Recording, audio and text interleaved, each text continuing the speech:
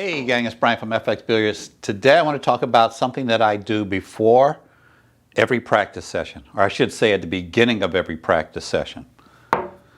I just break and run 5 racks in any order. There's no highs and lows. The suits don't matter. The 8-ball doesn't matter. I'm not shooting them in rotation, just breaking a rack and shooting it off. This is not utilized enough by amateur players.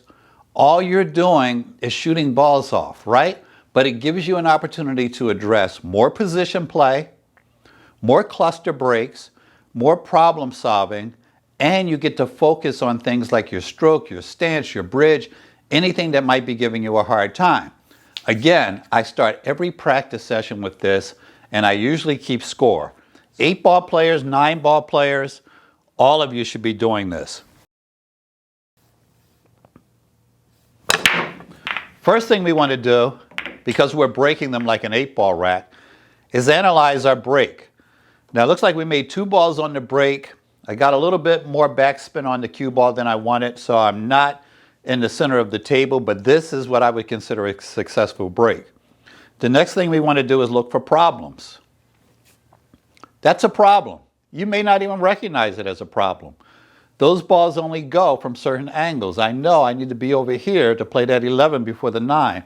I've already identified that. This is not a problem, but it's a great transition ball. So you want to identify these things early, and this is the same thing you should be doing in an 8-ball rack. Unfortunately, we only have a couple shots. I could cut that 4-ball in, but my cue ball is going to go flying around the table. So actually, I'm going to play the 12 at the opposite end of the table. You normally would not run a rack this way, but it is the shot that I have, and it is a highly makeable shot. So that's the shot I'm going to take here. Just a little bit of follow on this so I can get on some of those balls down the other end. So now, what I'm going to do is work this end of the table. Because I'm down here, you want to give yourself, whether it's an 8-ball rack or a straight pool rack, a series of short shots. So we come out, we put ourselves on this 10-ball. At this point, what are we going to do? We're going to solve that problem with the 11-ball, right? From the 11, we'll probably go into the 9, but I may need to nudge that 14 in order to have a decent shot for what I want to do with the 11. So I'm just going to stun this a little bit. And now I'll probably play, I will play the 11 off the 14, nudge the 14 in that direction, but at the same time, leave myself shape on the 9-ball.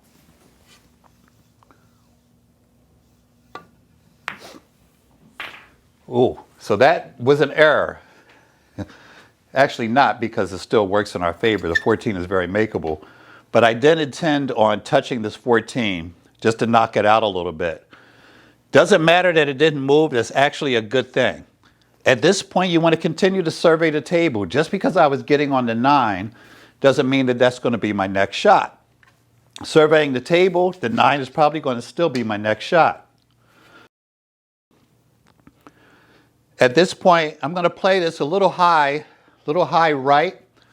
I'm going to come around because I need to get on these balls. These balls only go certain places the way they're lying right now.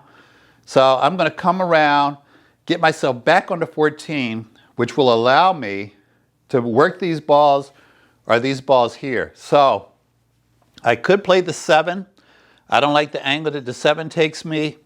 So I'm going to play this with high right. I come back around in hopes of getting on the 14. That 14 is becoming a nuisance. I didn't get what I wanted on the 14. I'm looking at it closely now. It does go.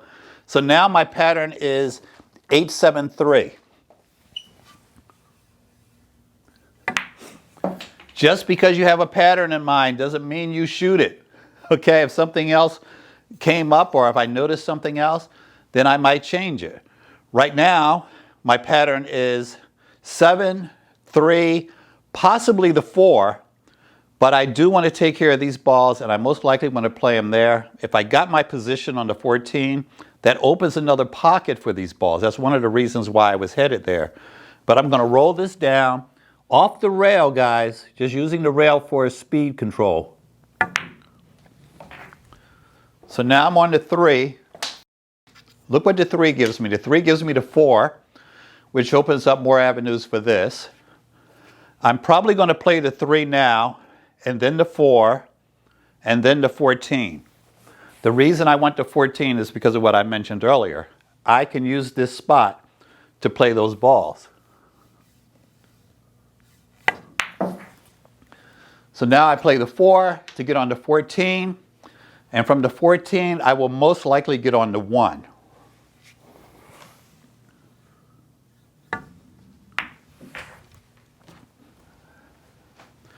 Once again, just because you have a plan and it looks like it's working doesn't mean that's what you stick with. So I am going to play the 14 and bounce off the rail to get nice and straight on the 1. Well, decent position on the 1, I should say.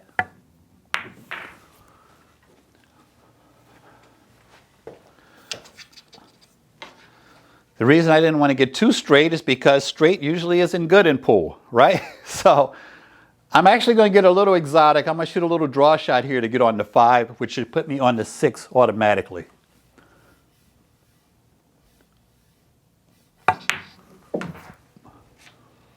And now I have a slight angle.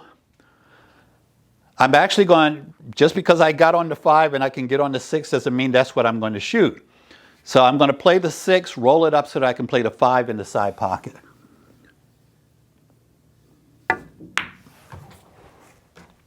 And that's how we run our racks.